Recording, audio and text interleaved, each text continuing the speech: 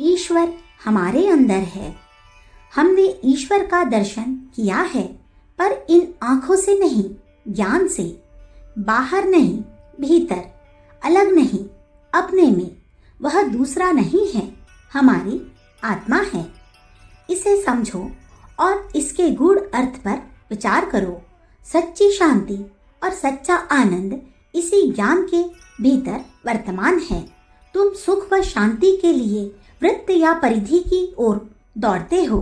तुम केंद्र को छोड़कर संसार में भटकते हो, पर क्या वहाँ शांति मिल सकती है? कदापि नहीं। यदि तुम शांति और आनंद के भूखे हो तो वृत्त, परिधि या संसार को छोड़कर केंद्र में, भीतर, अपने आप में मन से सिमटकर स्थित हो जाओ। यही शांति, आनंद और सुख का भंडार है। यही सच्चिदानंद का निवास है। संसार में केवल दो पदार्थ है, एक जड़, दूसरा चेतन। एक अनात्मा, दूसरा आत्मा।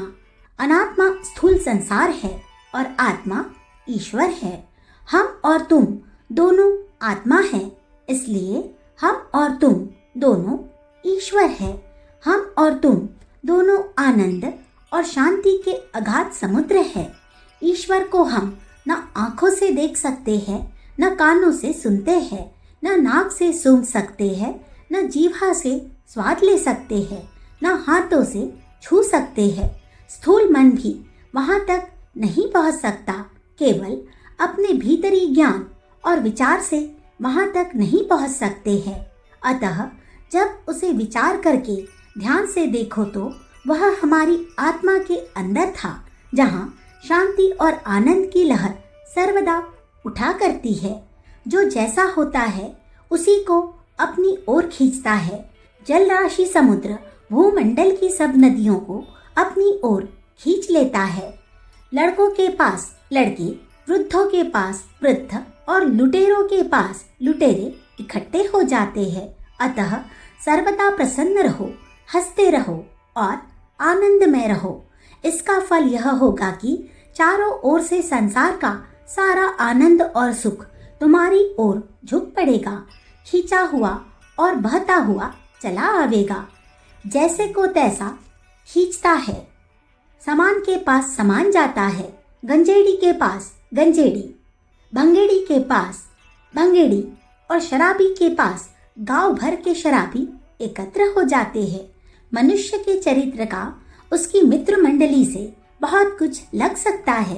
अतएव यदि हमें सच्चिदानंद को पास और अपने हृदय में बुलाना है तो हमें स्वयं सच्चिदानंद बन जाना चाहिए।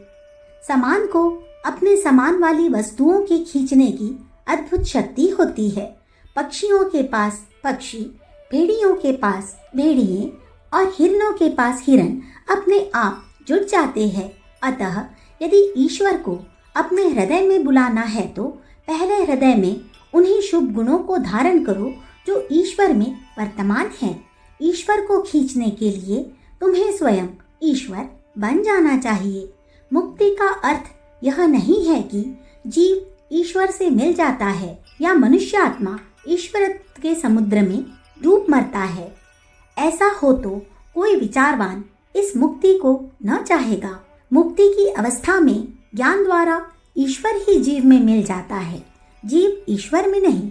जिसको साधारण मनुष्य बिंदु कहते हैं, वही ज्ञान होने पर समुद्र साबित होता है।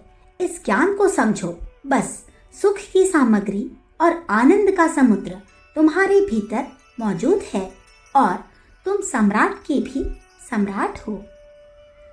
अखंड ज्योति, दिसंबर सन 1945, पृष्ठ संख्या 22। हमारे YouTube चैनल विचार क्रांति दूत अखंड ज्योति पत्रिका को सब्सक्राइब करें एवं अगली वीडियोस प्राप्त करने के लिए बेल आइकन दबाएं। धन्यवाद।